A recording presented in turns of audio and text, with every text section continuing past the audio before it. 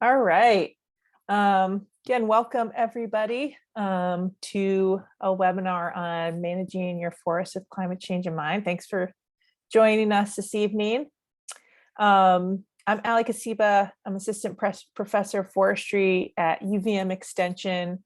And this is a project that I've been working on in conjunction with Vermont Woodlands Association, who's sort of the host of this, Forest Parks and Recreation out of Vermont, the Tree Farm program, and it was funded through a grant through the Open Space Institute. I'm going to be talking about ways that landowners can consider climate change when they're thinking about forest management and forest stewardship. And we'll have time at the end for questions. And just, I think everyone is muted here, but just a reminder, keep muted as you can.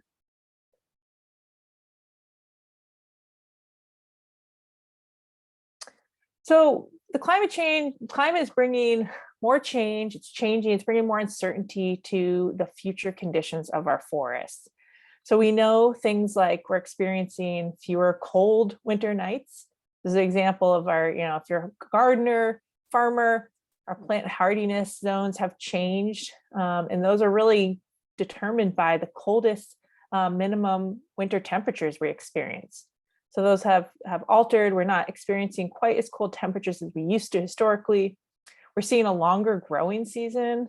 It's a little bit outdated, this graphic here, but it's about 3 weeks longer growing season than we had, in the turn of the 19th century.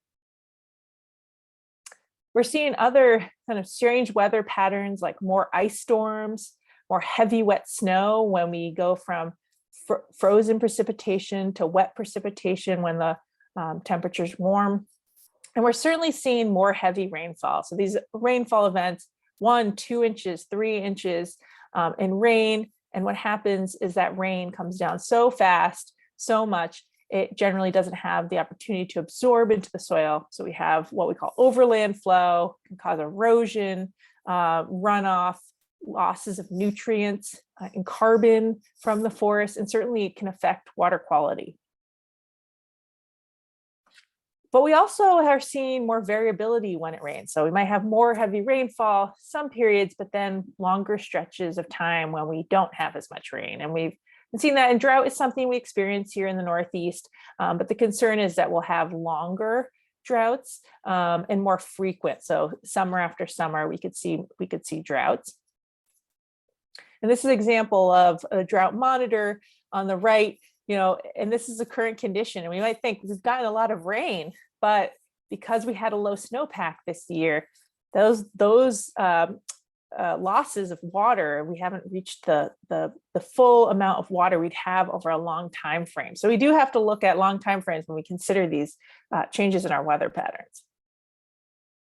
And it's important to note that these observed changes are not uniform throughout the state.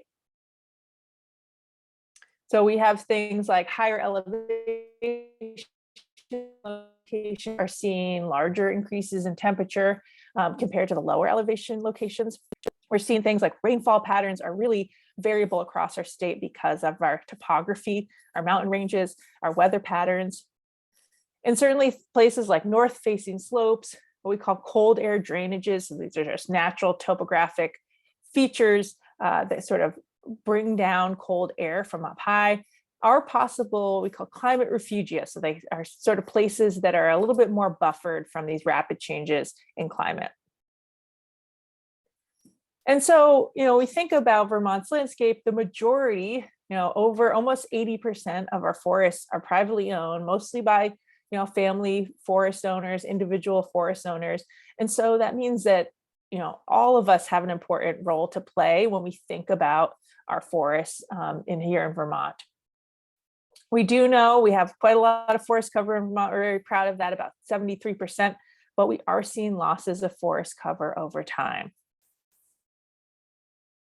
So, as a landowner, it's really, important to recognize that we can all make decisions to include climate change in our management. And we can do this and reduce what we call vulnerabilities to climate change and other stressors, and actually advance the resilience of our woods in the future. So when we talk about vulnerabilities, it's the degree to which a forest is susceptible and unable to recover from climate change. And so certain conditions in your woods can make your forest stands, your woods, more or less vulnerable to climate change impacts. So I'll talk about what those are, but really recognizing the specific vulnerabilities that each forest stand has can help inform management decisions moving forward. And really the goal here is resilience. It's the ability of a forest to recover or adapt following some disturbance, change that might be due to climate change, could be due to other stressors that we experience in our state. So we worked on this, what we call 12 steps to climate resilience. And it's really a guide for landowners that want to start thinking about incorporating climate change into how they think about their forests and their land. So the first of these is really basic, simple, but it's really probably one of the most critical, getting to know your land. And so especially if you're a new landowner, but even if you've owned your land for a while, it's really, having this lens of climate change when you walk through your woods can really help you sort of look and understand different aspects of your forest. We know that climate change will affect different forests, different stands, different species differently due to the land use history, the past management, maybe you did or a different, previous landowners did. We've learned a lot about forest management over the last 100 years, and we do things very differently than we did, in the turn of the 19th century and 20th century.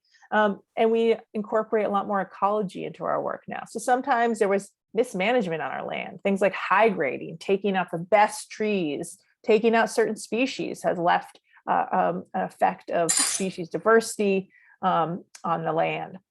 And there are certainly different disturbances that happen across the landscape. So things like wind, insects, diseases can hit different forests in different ways. We certainly have stressors like deer browse, invasive species that aren't uniform across our state. And then just things like site characteristics. What kind of soils are there? How moist is it? What's the topography like? What's the aspect like? How high is it? Those are all unique to each forest. So we get these resulting different site conditions, different what we call forest structure. That's sort of the arrangement of trees, the tree sizes, the species in our forest, the vigor. So that's sort of like the health and productivity, how fast the trees grow, how old they are, soil conditions, nutrients in the soil. All sorts of things can be affected by past management, disturbances, and stressors that those forests might experience. So first, can be as simple of getting to know your woods, what features, the current conditions. If you have a forest management plan by a consulting forester, that's a great place to start because usually there is a map in there. It's usually one of the first things foresters do, make a map, get to know the land. If you have a forester come out, they're going to be doing exactly that. You can walk with them. You can do this yourself.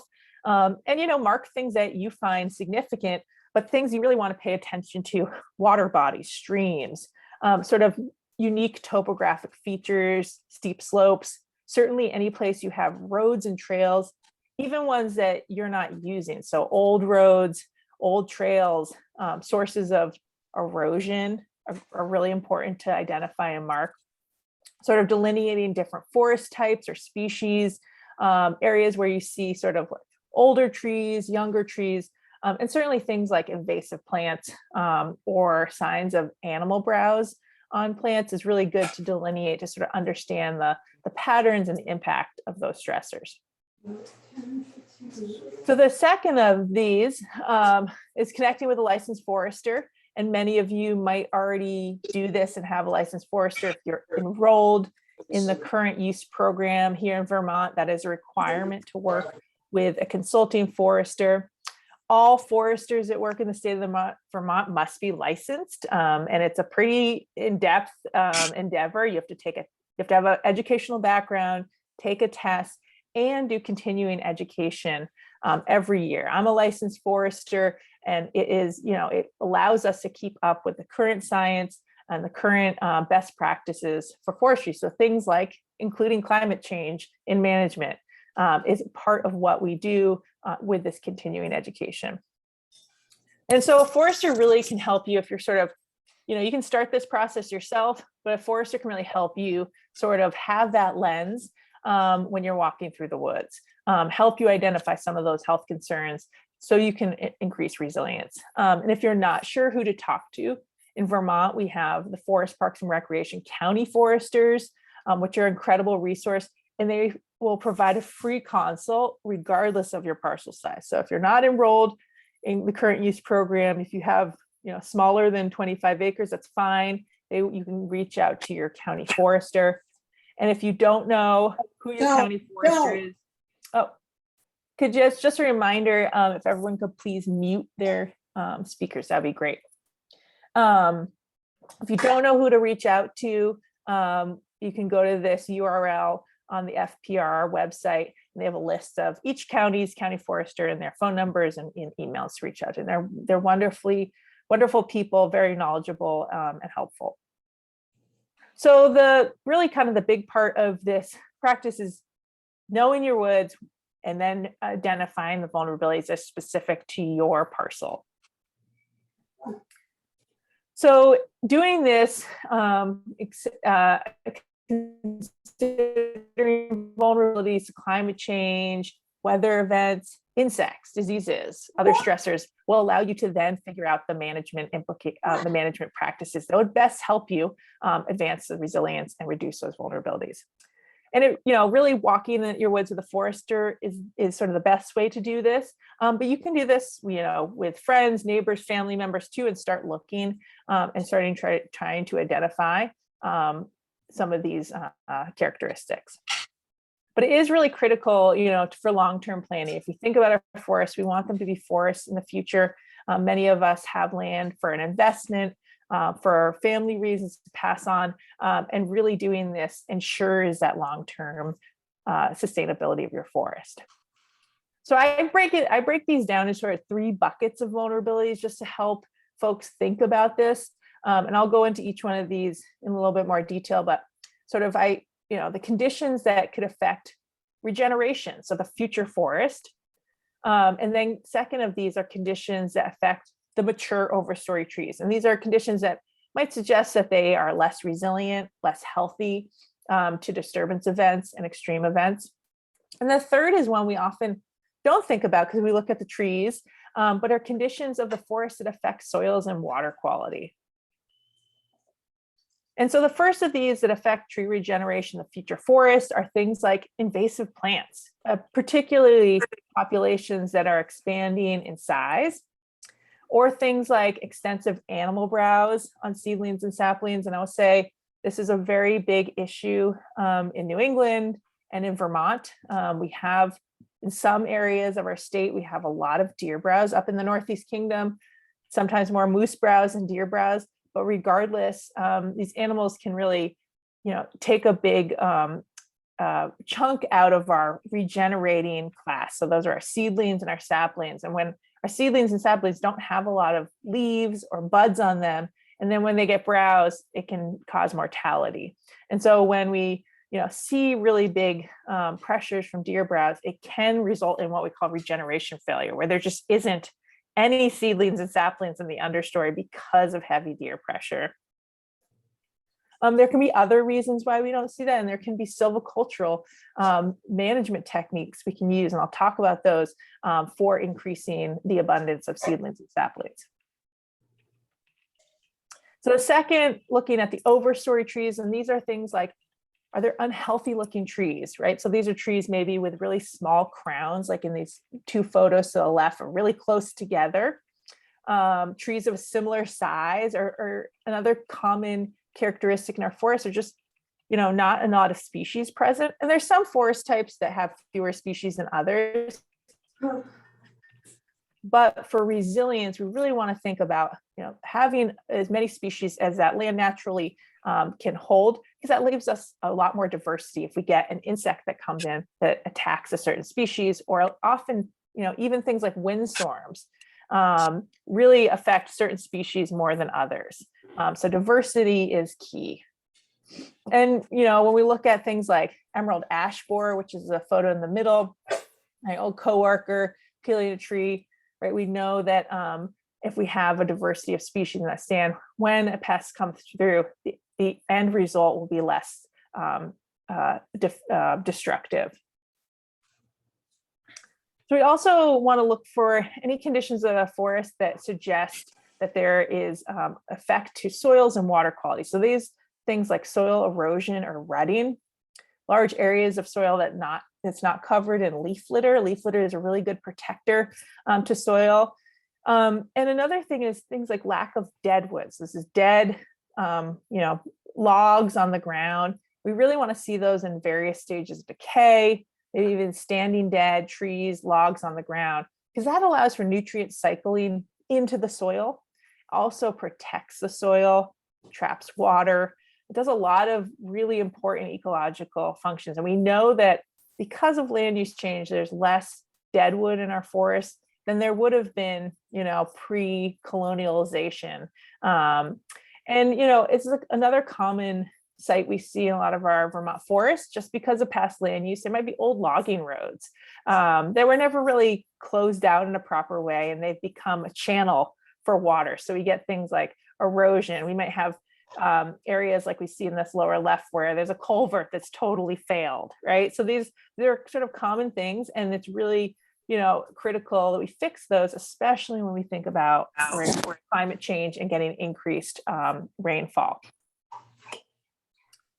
So on this, the next set of these are sort of after you've done that work, are the techniques you can use when you've identified some of those vulnerabilities. So the first of these is slow spread and sink water.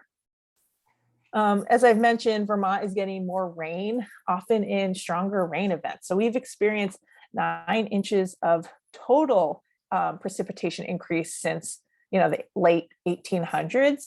But we are seeing more of that is coming in these punctuated events. And heavy rain can actually physically wash away this leaf litter, as I mentioned, causes erosion, nutrient losses, and certainly water quality issues. So we want to see something like the top image, where water is pooling, it's allowed to absorb in the forest, it's staying in the forest where it's most used. And we used to, one of the things we used to do is channelize water, try to move it as fast as possible from location.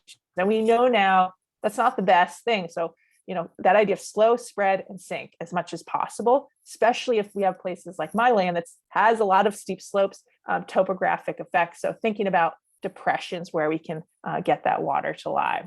So on roads and trails, diverting water off the traveled surface is great because water wants to find the path of least resistance. So putting it into these depressions or flat areas where it can be absorbed. Certainly making sure any infrastructure you have on roads, trails, so like culverts, drainage, bridges, can accommodate big flows. And lots of people are doing this, is upsizing culverts for these extreme rainfall events. As I mentioned, deadwood is this amazing free thing we all have in our wood that we can actually use strategically to sort of physically stop water. So we can actually put logs down perpendicular to the slope to act as sort of a barrier. They trap leaf litter, twigs, and things like that, and slow down water. We also know that deadwood it retains water for a long period of time. It's like a sponge. And, one thing that's really good to do, I do this a lot, is just walk in the woods, either if you're, brave and got a lot of rain gear while it's raining or immediately after raining. And you can see where the water has flowed and sort of identify these potential areas of erosion. So the next of this really ties into that is protecting soils and water. We know that climate change will bring more variability in the dynamics of soil water. I mentioned increased water and rainfall. We also know that just climate change itself will affect soil processes. And we're learning a lot about that all the time. But I will say it's much easier and cost effective to protect soils and water rather than trying to fix them after the fact. And we know that soils are really easily damaged, by things like heavy equipment, especially when they're wet. And the other thing that we're learning about is carbon.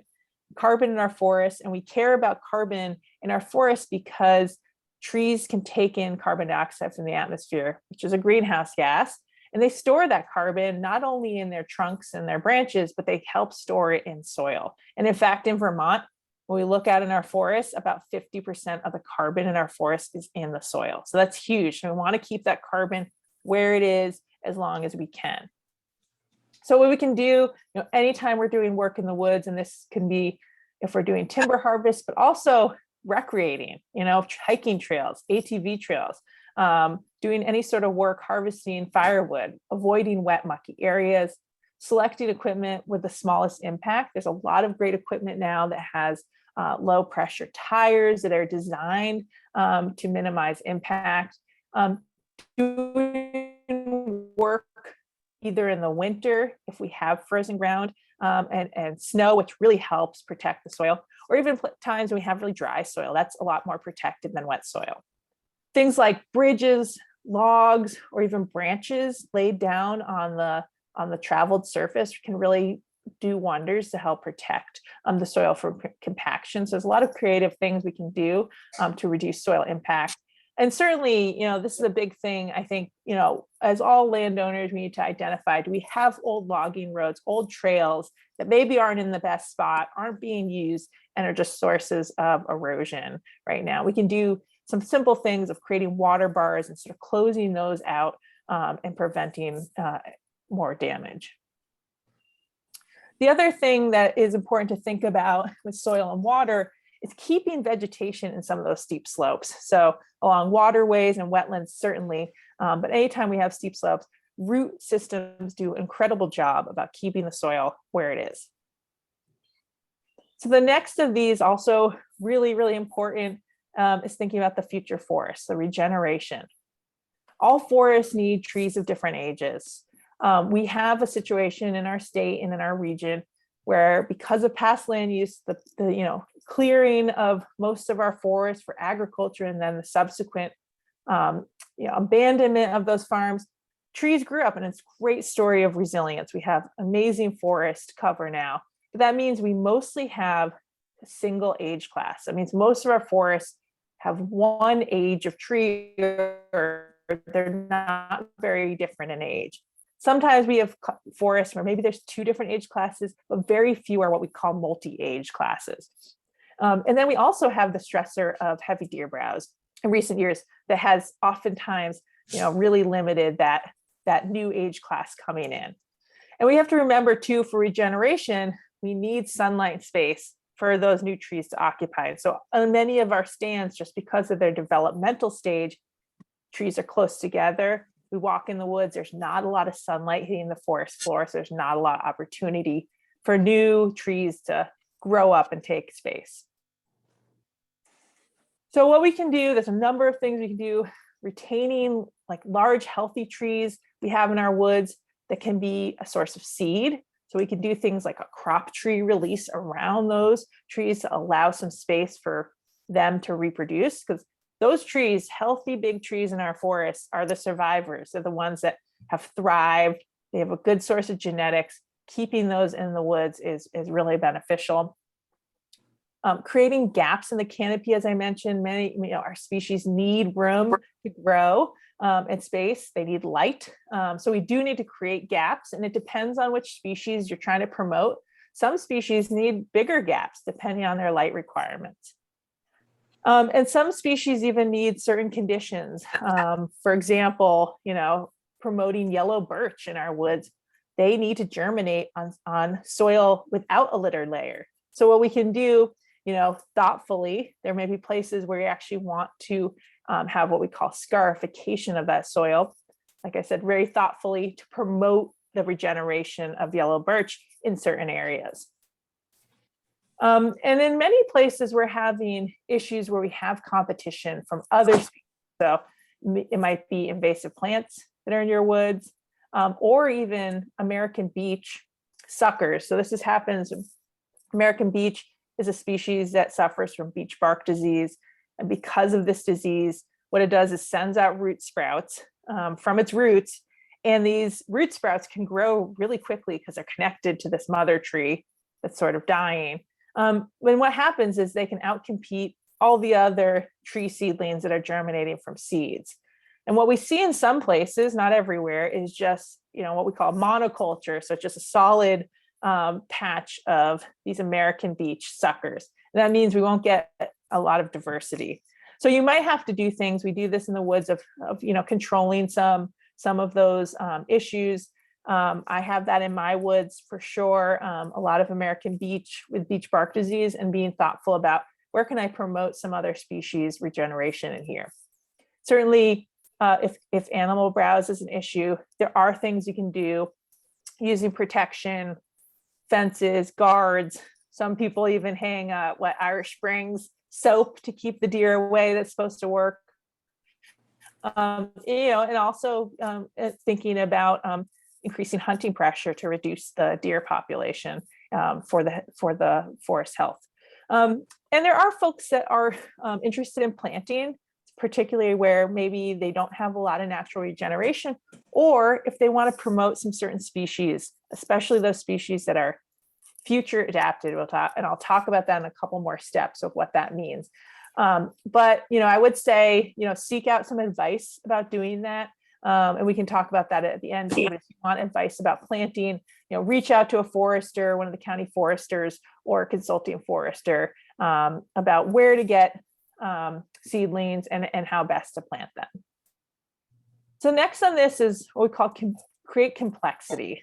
So past land use has created more uniform and homogeneous forests in Vermont. Like I said, we're mostly a single age class. Some places we have only one species. We have in our forests, about 70% of our forests in Vermont are only between 60 and 100 years old because of this land use history. And we know from a lot of research that, just a reminder to, let's see if I can mute people's. Just gonna go through and mute a couple folks. Hopefully that works. Forests with more species and trees of many sizes, ages, conditions, including dead trees. We know that those systems are more resilient to climate change. So we sort of want a diversity of structure. It's sort of like the investment concept is, you don't want to put all your eggs in one basket. We want to have a diversity of conditions across our forests. And we know from past disturbances, we know from research that really sets us up for best success. This is actually an example of my town forest, example of a 1 acre patch cut put in to promote some new species coming in, also wildlife. I'll say, for reference, this in the left photo, there's this leaning tree to the right side of that photo. And if you look at the right photo, that's the same tree a few years later, and you can see there's all these new stems coming up. It's incredible bird diversity in here. Wildlife love this. And the species richness is incredible. And so we have this variety of conditions now in our forests because of this gap creation. Oops. So to create complexity, again, really important. If you're talking to a forester, foresters have a lot of knowledge about using techniques to sort of create complexity, number of species or more variation in your woods. One thing you can do is retaining large old dead trees in your forest, dead logs. You can even create some of these during a timber harvest. So analyzing the larger landscape can be really informative too. Are there similar or different conditions in adjacent areas to your property? Is it all mature old forest? Well, maybe it would be great to do a patch cut in your forest that is a stepping stone for some species that require that. So wildlife certainly, but even a stepping stone for seeds, for fungi, that all sorts of wildlife and animal and plants that require those conditions. Just creating that diversity is incredible. So thinking about the larger landscape is something that is really important when you're a landowner. Next on this, and that's the thread throughout of these, but increasing deadwood. As I mentioned, our land use history has created a situation where we have much less deadwood than we would sort of normally have, or we would have had in the pre-colonial setting, certainly less than old growth forests. And, we often have these conditions in our woods where we have these old trees left surrounded by a younger forest. And these can be downed dead trees, standing dead trees. They are critical for many wildlife species, certainly birds and animals that inhabit the cavities. But then we think about all the fungi, bacteria, insects that rely on these dead wood when they slowly decompose. So we know that they are really great to promote resilience. I mentioned the protection of soils that they provide, retaining water, cycling nutrients. Also, we know that dead wood on the ground, like smaller branches on the right image, do a lot to actually physically protect seedlings from animal browse. They're also a way, provide shelter and food sources for many organisms. There's many birds and mammals that require sort of a messy forest system for their habitat. So, where appropriate, as long as it's not, in the, along your roadways or trails, keep dead they are, as long as it's not a hazard. We can actually use forest management to increase deadwood, both standing and on the ground. So trees can actually be felled and left in place. There's many operators now that are pushing trees over with equipment, and it creates what we call tip up. So that's when the root stays attached and the root ball is sort of up in the air. Those are great wildlife habitat. There's birds that require that for nesting. Also creates great structure, or what we call girdled and left standing in place where it doesn't pose a hazard. And I've done this quite a bit on my land. It's just really you taking a chainsaw and cutting around the stem. You can do 2 cuts, and they slowly, the tree will slowly die. It can often take many years for the tree to die. And so you get sort of a situation where you have a delay in that dead wood over time.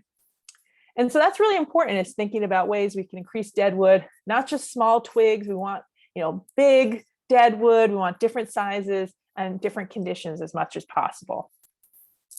And the other thing is great if you have old trees in your woods, keeping them as what I call them future dead wood, right? Allow them to live their full life, and they'll slowly, branches will break. They might die standing, they might fall over and be down dead wood. The next of this is managing other stressors as we can. As I mentioned, our forests face other stressors besides climate change. We have European earthworms that are not native to our region. So earthworms are not native to Vermont. They're all introduced. And now we have more recently what we call the crazy snake worm. And there's lots of folks worried about this, right? I mentioned deer browse, certainly disturbance events like ice and wind and invasive species. And we can't, manage all of them, but we do know that climate change will make many of these stressors more impactful. So an example of this is hemlock woolly adelgid. We know that this is a pest of hemlock trees, and we have this in southern Vermont. It's really controlled by low temperatures. So we know, this is a graph from the Department of Forest, Parks and Recreation. When we have winters that are really, really cold, like, reaching -20, -25, we have 99, 97% mortality. When we have warm winters, we have a lot less mortality, and the population is able to survive. So we're worried, as we have warmer winters of climate change, we might see this population surviving more, and we might see it creeping more north. So again, we can't control everything, but as best we can, promoting healthy, vigorous trees, certainly controlling or doing our best to eradicate, if possible, invasive plants. And I'd say if you have a big population of invasive plants, chipping away at the edges, preventing it from spreading as best you can. Monitoring and managing animal browse. Again, there are a number of strategies we can do, from controlling the animals from getting in to controlling their populations through hunting. I mentioned dead tree branches to protect young trees from animal browse. And certainly we know, just in general, this is true across the board, when we have a diversity of species, our forests withstand stressors much better. So if you have specific management concerns, we can talk about that at the end, but you can also talk to your forester if you have a specific pest or concern you're worried about. So the next of these is thinking about future adapted species. So we know that the future climate will be more stressful to trees adapted to what we call cold climates.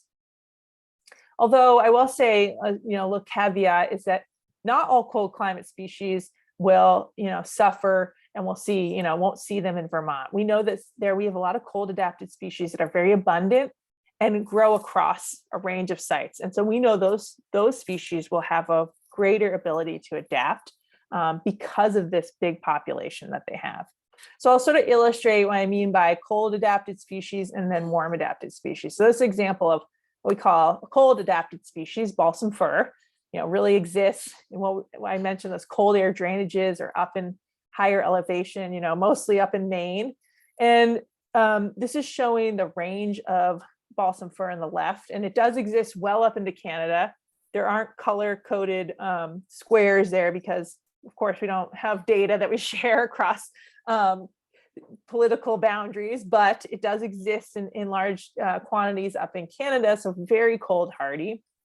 And the graph on the right just shows in the United States what its climate space looks like. So every location where balsam fir grows, if you take the average temperature of that location, the average precipitation, and you plot them here, that's what it looks like. And the sort of different colors are sort of its abundance with, orange, and I wish they put them a little bit, these colors a little bit sequentially, but really the darkest green is the highest, but we see a lot of pink and red, and that's a pretty high abundance. So this is the average temperature end of the 1800s. This is what the average temperature is now. And you can see, like, at the current locations of where balsam fir grows in the United States, we're sort of getting to the extent of its climate space. We don't see quite the same issue with precipitation. There's a wider range of precipitation that balsam fir can exist in. When we look at what we call warm adapted species, so this is an example of red oak, and you can see, again, its range in that sort of reddish brown color. It goes a little bit into Canada, but most of its range is actually south of us, well into the mid-Atlantic. And if we do the same exercise, you can see this climate space is much bigger. And if we look at the temperature in Vermont in 1895, we're actually sort of at the low end of its climate space. And red oak is not a big species in our state. It exists sort of in southern Vermont more than in northern Vermont. We look at the average temperature in 2021, and we're more solidly in the space. And that's why we think species like red oak will sort of do better in a changing climate. It's be more adapted to the future conditions than a species like balsam fir. Again, precipitation isn't as much of a limitation as we see temperature is. So when we look at what are projected to be these future adapted species, we can sort of break them into these three groups. So in sort of pinkish red on the left, we have the species that we think are sort of these cold loving species. And it's not that we're going to lose them throughout the landscape of Vermont, but that their suitable habitat will decline. So it'll be a little more stressful for them. They might not be as competitive. They might suffer a little bit more. And you can see there's a lot of our, really iconic species in Vermont that we love, including sugar maple. And I did put a little asterisk there because we do know sugar maple has such a big population, huge genetic variability, exists throughout our state, that we do think sugar maple has high adaptability. So we might see some locations where it's suffering. We think it will be able to adapt in certain locations to the changing climate. The yellow is sort of the group that we don't think much is going to change for them. And then the green, notably a longer list, are the species we think will expand in Vermont. So these are maybe species we have in Vermont, but some of these are species we don't have a lot of in Vermont, and we think we might get more of. So they're species that might exist sort of in Massachusetts or southern Vermont that might expand. And I will say just a caveat here, and I put this, it does not include impacts from diseases and insects or other disturbances. So you'll notice species like ash are on here, and ash is suffering from emerald ash borer. So it's not taking that account. This is just focusing on sort of climate suitability. So we can favor trees that withstand a wide range of conditions, that tolerate disturbances in our site. For example, on warm sites, we can favor these warm adapted species like oaks, hickories, and pines. And in fact, we're already seeing a lot of these species increasing in our forest. So where I am, I'm seeing oaks coming up in the understory, hickories more frequently than what is in the overstory. On dry sites, there are more drought adapted species like oaks, pines that we can favor. But in general, if you have species that are well adapted to your site, that are vigorous and healthy, those are great to keep too, because they're adapted to that local site, So we're not just going to totally replace the species we have on the site with these species projected to do well. We just want to increase the diversity in our forests. And again, if you're sort of trying to think about this, I want to favor future adapted species. Talk to your forest, talk to a forester, a consulting forester, county forester, and I will point you to some resources at the end. The important thing too when we think about climate change is the rare, unique, or significant. We know that we face a biodiversity crisis in our world along with climate change. So this is because of habitat degradation or loss. And so, stepping back, the most important thing forest landowners can do is keep forests as forests. That is 100% the most critical thing you can do if you do nothing else. And so thinking about how you can do that in a legal way is really important to, whatever that means to you and your family. We know things like bird abundance has declined, bumblebees, and we're certainly losing forest land here in Vermont. So things like conservation plan easements, estate planning, talking to a lawyer, outlining your will, all sorts of things like that can be really critically important. There are resources if you need help with that. Thinking about ways to protect anything unique on your property. So rare or uncommon plants or certain like communities that you have, sort of special places. It might not even be rare in the state of Vermont, or it just might be really special on your property, and that's great to protect those spots. Wildlife habitat features that are being used, and certainly any wet spaces, so streams, seeps, wetlands, vernal pools are really critical that we protect. And we can do things, talking to a forester, getting resources, we can do things in our forests that have a nod towards improving wildlife habitat. So if you're considering you want to increase bird diversity, we have great resources on using thoughtful silviculture to increase habitat for many neotropical migrants.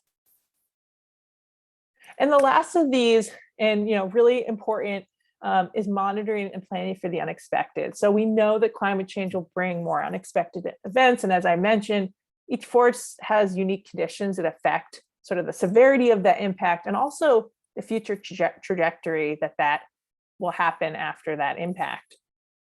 So things like, this doesn't have to be, a spreadsheet really detailed, it can be a notebook, but sort of monitoring events. Our brains can sometimes make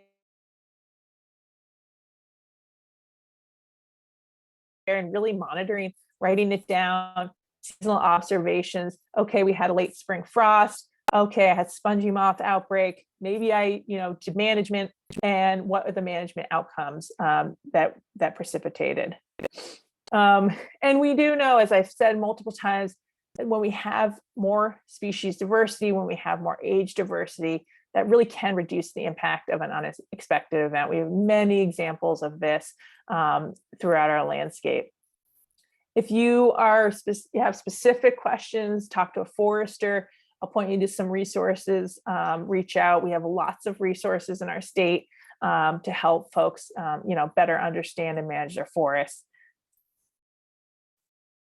And speaking of which, part of this project was creating these 12 steps for climate resilience in what we call these pocket cards, and actually just got these in the mail, and they're really awesome. I don't know if folks can see these, but these little pocket cards summarizes these 12 steps.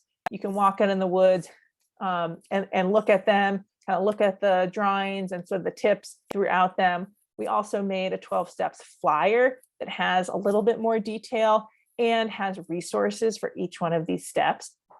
And with Vermont Woodlands Association, I helped create this climate change resource center that we're adding to. It's sort of in development. We're putting resources on here for folks, for landowners to get more information. And in addition to these webinars, I'm doing some woods walks. We were going to have one tomorrow in Andover. Looks really rainy, so we're postponing that. But we do have another one on Saturday, the 15th, up in Wolcott. So if you're interested, reach out to Vermont Woodlands Association, or I have my email address on the next slide. I can help you get registered. But stay tuned to announcements from Vermont Woodlands Association on anything related to this project. And we do have time for questions. So I'm gonna stop sharing. And if you all have questions, we can discuss them.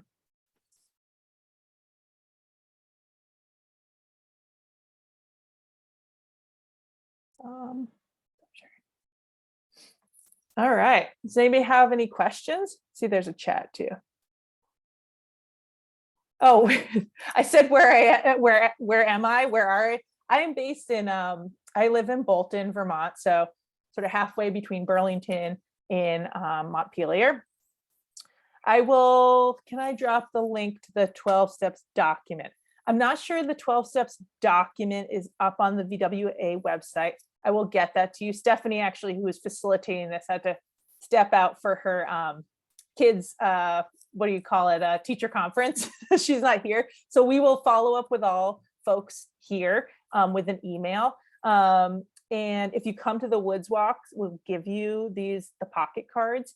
And we can also mail them to you. So you can always email me at my email address if, here, I'll pop that in the chat. And I'll put the VWA, the edu. I'll put also the VWA climate.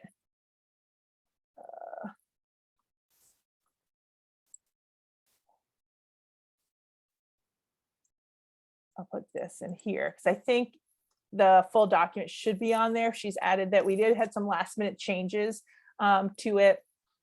Some of the URLs weren't correct, so we had to change that. So I'm not sure if it's up there right now, but it should be soon, and I'll check that.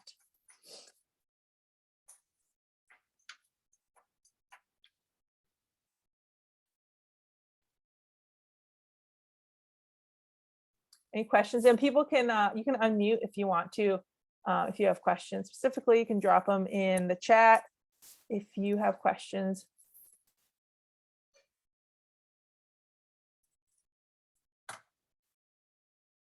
I have to say, these look, we had an illustrator from New Hampshire do illustrations and a graphic designer. I really like how they came out. Very, very happy.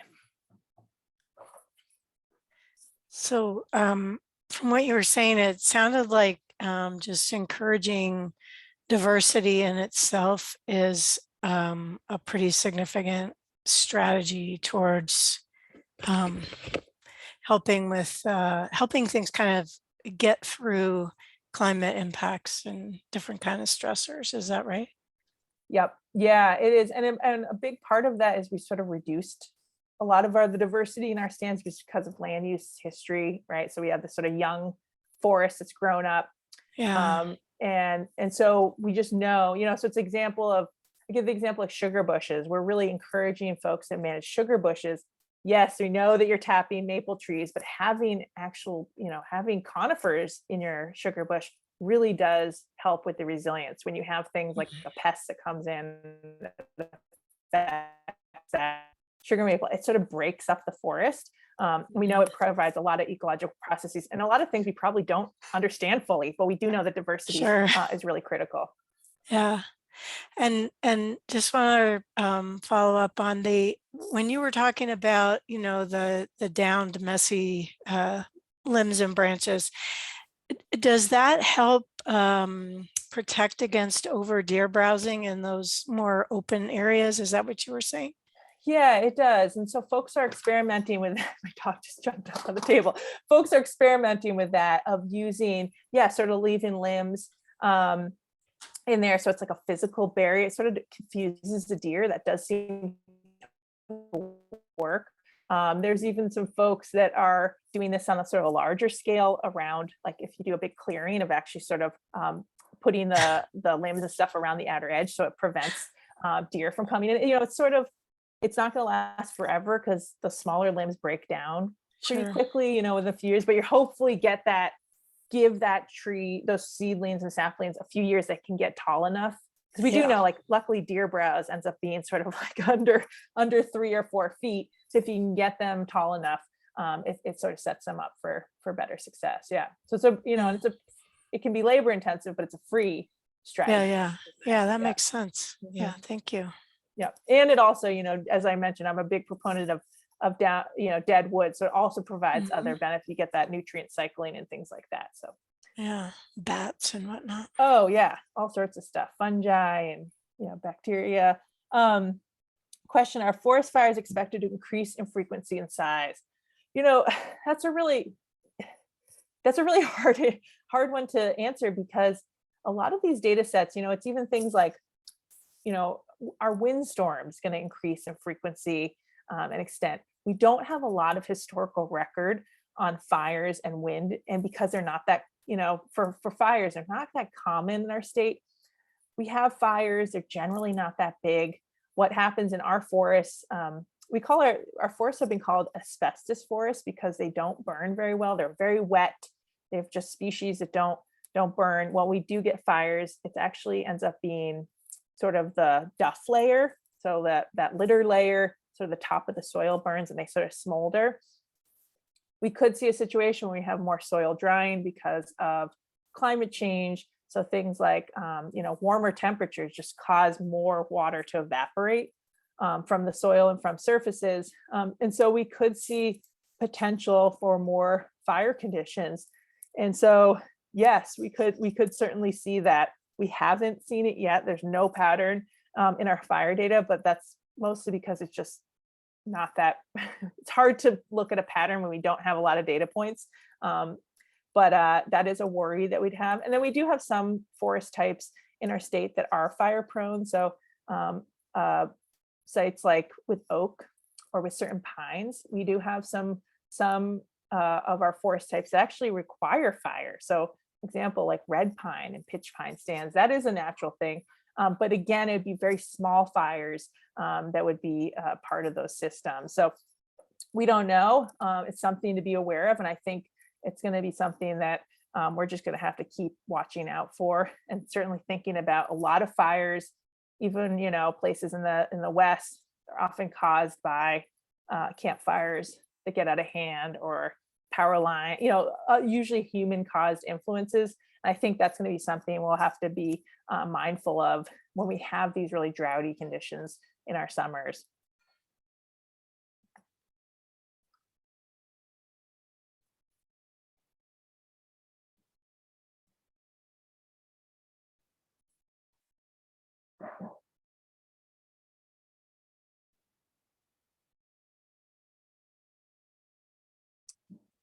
Oh, okay. Question about, so referencing Eller Lake, Lake Champlain suffering from algal blooms, which is a big problem. And I think that does seem like a strong trend for that. I'm not, I'm not a water expert, but it does seem like that's happening more and more frequently. And there's, DEC and some other programs are monitoring, but not upland water areas. So do I know of a program to monitor upland watershed for climate changes for these bacterial blooms? Well, yeah, I think that's a big thing we're sort of, the community is sort of working on, is what is the effect of upland forests on downstream water quality. Oh, small lake. Okay, I'm not talking about Lake Champlain, but yes, it's happening across a lot of our lakes that we are seeing this. And it's often we can have discharge into our lakes that causes these nutrient inputs into these lakes, but also just warmer waters. I don't know of any program that will help you with monitoring, but it is something, like I said, the community, sort of forest ecology, forestry community is looking at, with folks that study hydrology, is looking at, what is the impact. We have very we have steep terrain in our state where we have a lot of flow down into our water bodies where they sort of concentrate. And so it is something to be aware of. And that's, why I say every landowner sort of addressing those issues as best possible, because we have, a lot of different landowners, sort of small patchwork of landowners, doing what we all can to sort of hedge those bets and reduce erosion. I would say too, around your house, of things like, how can you slow spread and sink water around your house instead of, we used, like I said, there was this idea to like get stuff off their driveway as fast as possible, channelize it. There's many examples around our country where we did this. We sort of ripped out dead wood from our stream and tried to make the water move as fast as possible. And now we're realizing, no, we need to slow it down.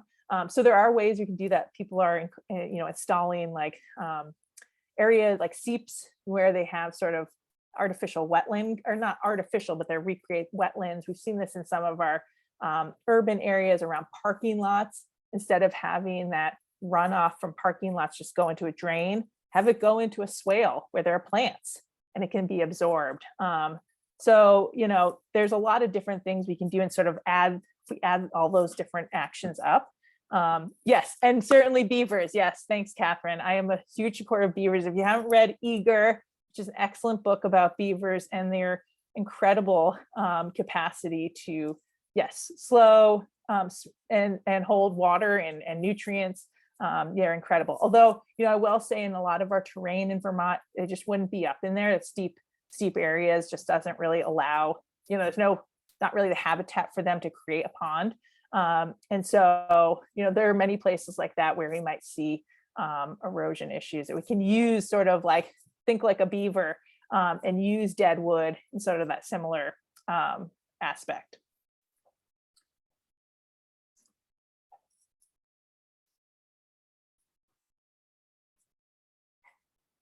Great. Well, it's 8 o'clock. Thanks everyone for attending. I appreciate it. Great questions, great interest.